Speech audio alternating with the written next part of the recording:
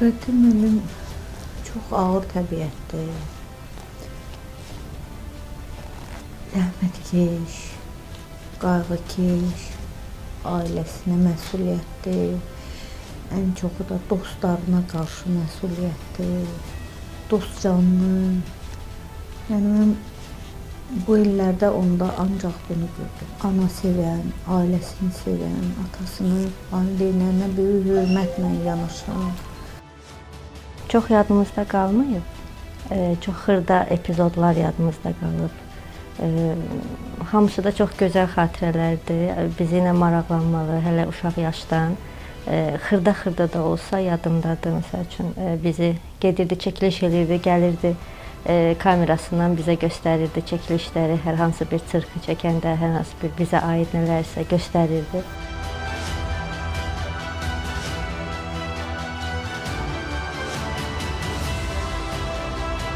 Bizim ailə Fəxrəddinsiz yaşadı.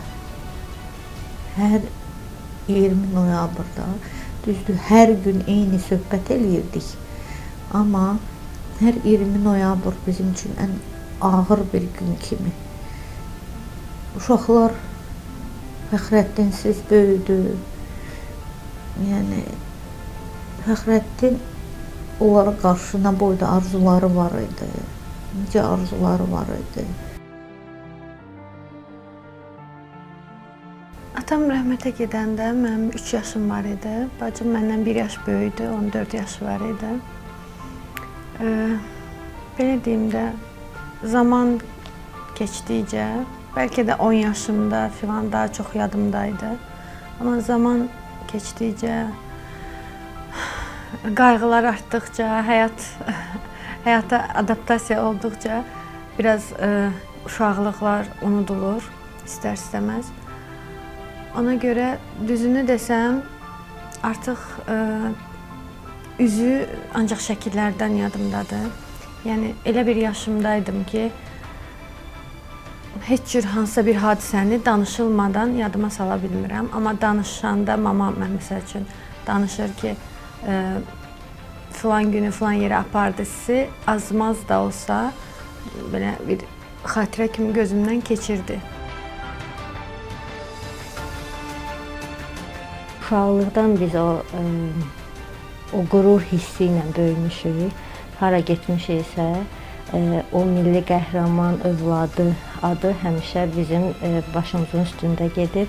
Həmişə də necə o vətəninə layiq olmaq üçün bu yola girib və biz də ona layiq, vətənə layiq həmişə çalışmışıq, adına layiq yaşayaq. İndi də hal-hazırda yenə biz, yəqin ki, bizim də sona kimi biz o adla da yaşayacağıq.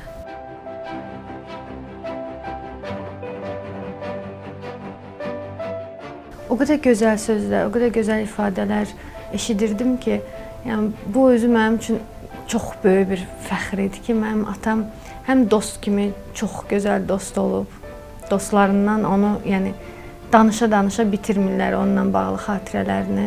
Evdə də, yəni evin böyük oğlu olduğuna görə 3 qardaş, 1 bacı, yəni evdə də hər kəsin əlindən tutub.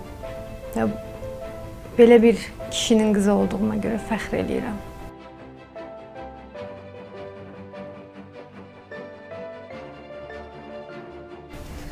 Allah prezidentimizin canını sağ eləsin. O dəmir yumruğu onun olmasaydı, mən düşünürəm ki, bu qədər möhkəm olmazdıq. Hamı o dəmir yumruq qabağında birləşdi. Bütün Azərbaycan igidləri, xalqı, hamımız dəstəklədi prezidentimizi. Qalacaq torpaqlarda Azərbaycan bayrağı qaldırır. Prezidentimizin ətrafındayıq. O dəmir yumruğunu bir dəfə göstərdi hamıya. Mənə elə gəlir ki, bir daha biz müharibə görmərik.